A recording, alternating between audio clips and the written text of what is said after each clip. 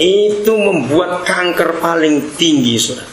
Secara dosa, semua manusia sesehat apapun dia, di dalam tubuhnya sudah ada sel-sel kanker. Sudah ada. Tidak ada manusia yang nggak punya sel kanker dalam tubuhnya. Tapi tergantung bagaimana dia menghidupkan sel itu dan mendiamkannya. Makanan-makanan kaleng semuanya mengandung bahan pengawet. Itu sangat jahat. Jadi makan serat. Tapi hati-hati dengan sejenis vegeta semua. Kalau kita nggak ada aturannya, ususnya jadi meradang, jadi rusak karena terlalu banyak dibersihkan. Oke, ginilah kesimpulannya. Pembuluh darah kita dan usus kita itu seperti pipa atau seperti got. Air apa yang sering lewat itu menentukan pipa ini bersih atau kotor, dindingnya itu. Ya, saudara baca banyak buku, maka itu rajinlah baca buku. Angka orang stroke di akhir 2008 ini menurun sampai umur 20-an tahun, saudara. Itu sekarang stroke. Aneh sekali. Mengapa bayi-bayi umur 2 bulan, 3 bulan yang kena kanker, kena tumor? Itu kan gila sekali. Dari mana barang ini masuk? Nah, karena mamanya mulutnya rakus waktu hamil anak itu. Kenapa jumlah anak autis makin tinggi? Tahu autis? Menakutkan. 70% autis itu karena logam yang mempengaruhi pertumbuhan otak.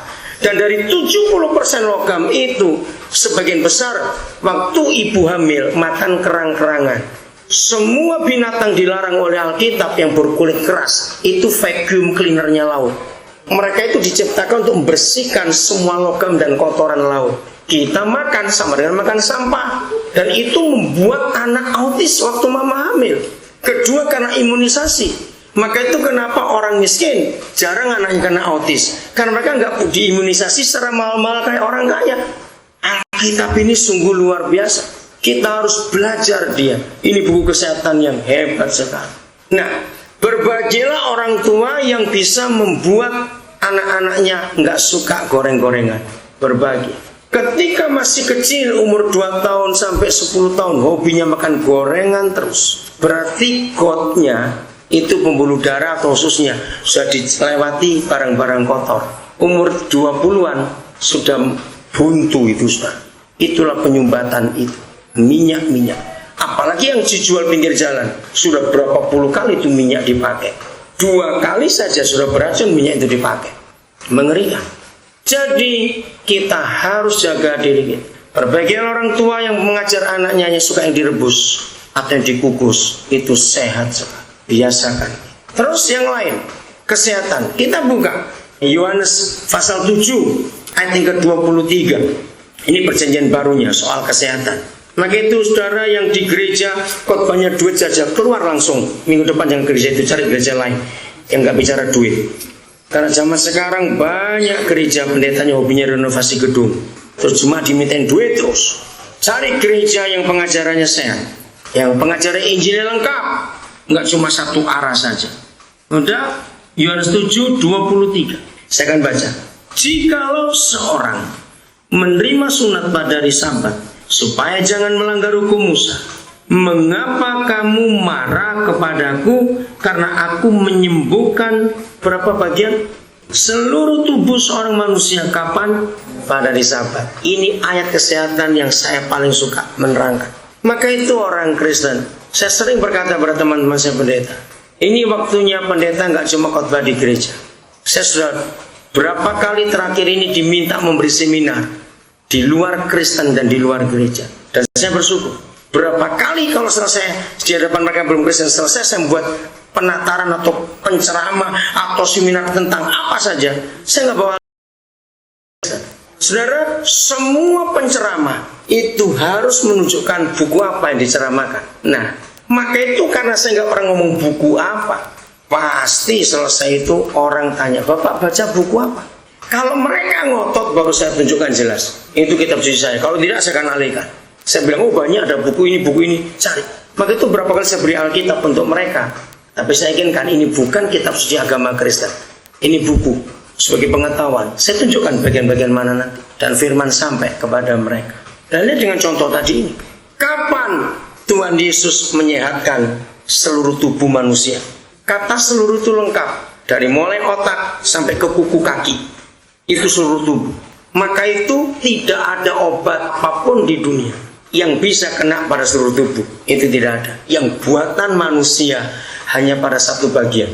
Nah, justru efeknya ini yang sadis. Orang kena ginjal, diobati ginjalnya, efeknya ngantem yang lain. Orang makan obat diabetes untuk insulinnya, pankreasnya, nah, yang lain kena lagi. Maka itu kenapa sekarang orang kembali back to nature, istilahnya. Ayo kembali ke alam, kembali ke ramuan-ramuan zaman dulu. Dan itu semua ada di Alkitab, ramuan-ramuannya. Bongkar Alkitab, silahkan ketemu jenis-jenis daun yang luar biasa. Nah, ayat ini, kapan Tuhan Yesus menyembuhkan seluruh tubuh manusia? Hanya pada satu hal, hari Sabat. Nah, kata hari Sabat jangan diterjemahkan Sabtu. Kalau itu orang cuma siap dari Sabtu, lah Senin sampai Jumatnya. Bagaimana itu? Minggu sampai Jumatnya sakit lagi. Jadi Sabat itu bukan harinya. Sabat itu adalah istirahat. Saudara, mengapa seluruh dunia percaya? Begitu kunjungan ke orang sakit, pasti pesan terakhir, banyak istirahat. Betul nggak? Banyak istirahat. Nah, masalahnya bukan istirahat fisik.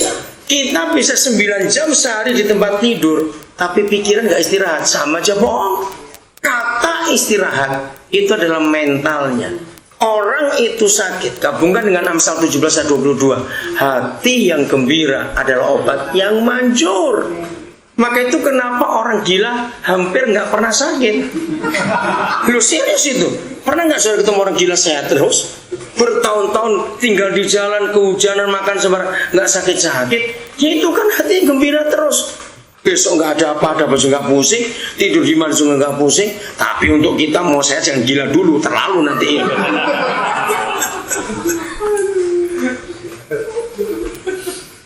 Jadi orang gila kena kepada dua ayat ini. Hatinya gembira terus, nggak pernah khawatir. Orang khawatir itu penyakitnya banyak. Jangan remehkan kekhawatiran, saudara. Jangan remeh. Gereja, maaf ya saudara, tolong sampaikan pada gembala-gembala saudara. Harusnya kalau khotbah di gereja itu firman yang bisa dipakai untuk hidup. Jangan khotbah di awang-awang terus. Harusnya semua orang Kristen kalau pulang dari gereja berkata, terima kasih Tuhan, aku punya satu cara yang baru untuk aku kerjakan dalam hidup ini. Banyak orang pulang ke gereja malah capek karena nggak dengar apa-apa. Senin sampai Sabtu saya sibuk dengan duit, hari Minggu dengar duit lagi, capek. Cepat keluar dari gereja seperti itu, jangan lama-lama di situ, sudah tambah stres. Jadi istirahat itu adalah pikirannya, tidurnya enak, hatinya tenang, itu pasti sehat. Setiap hari apa ya di Metro TV, maka itu orang Kristen yang hobinya nonton sinetron, nonton film yang nggak bertobat, di banyak channel khususnya Metro itu banyak channel soal kesehatan, bagus sekali, nonton. Saya yang terakhir sudah selesai, sudah 2007-2008. Ada program Metro kalau Sabtu dan Minggu sore, namanya Neni 911. Itu program bagus sekali. Saya kalau diundang gereja pas hari jamnya tayangan itu, saya pesan pada pendetanya bawa TV ke gereja. Saya akan khotbah dengan itu, karena ayatnya semua ada di Alkitab. Ayo, yang suka nonton itu, saya tanya pertanyaan. Setiap kenakalan anak itu gara-gara siapa yang nakal? Orang tuanya. Semua pasti orang tuanya. Dan mereka para neni itu sudah dilatih dengan psikolog yang hebat sekali. Bagus sekali program itu, saya sudah nggak ada sekarang. Masih ada juga? Oh masih ada toh. Kok saya sudah kelewatan jauh. Lihat dulu coba lihat. Coba yang belum pernah nonton, jamnya masih sama? Sore ya. Kalau nggak salah WIB-nya jam 4 atau ya jam 4 WIB, 16 WIB. Oh sekarang sudah pindah jam 6 WIB atau WIT? Tengah? Oh tengah. Oh ya jam 6.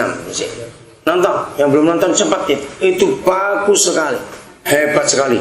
Itu kisah nyata, nggak dibuat-buat. Jadi istirahat itu, hidup tenang tanpa khawatir, itu bisa membuat orang sehat. Yang terakhir, masalah apa? Coba jawab. Tadi di sini masalah apa? Pekerjaan. Artinya apa? Mencari pekerjaan. Bisa jadi oke. Saudara, tidak ada contoh di Alkitab sehebat Yusuf. Kemarin saya dapat SMS bagus sekali. Orang ini suka SMS saya, pun nggak dibalas ya sudah. Saya terima aja berkatnya. Ya kemarin. Nah di Alkitab dalam Lukas 16 10-12 ada janji. Modal hidup yang paling baik itu cuma 2. Kalau toh orang itu nggak Kristen, Lukas 16 ayat 10 sampai 12. Walaupun orang itu tidak Kristen,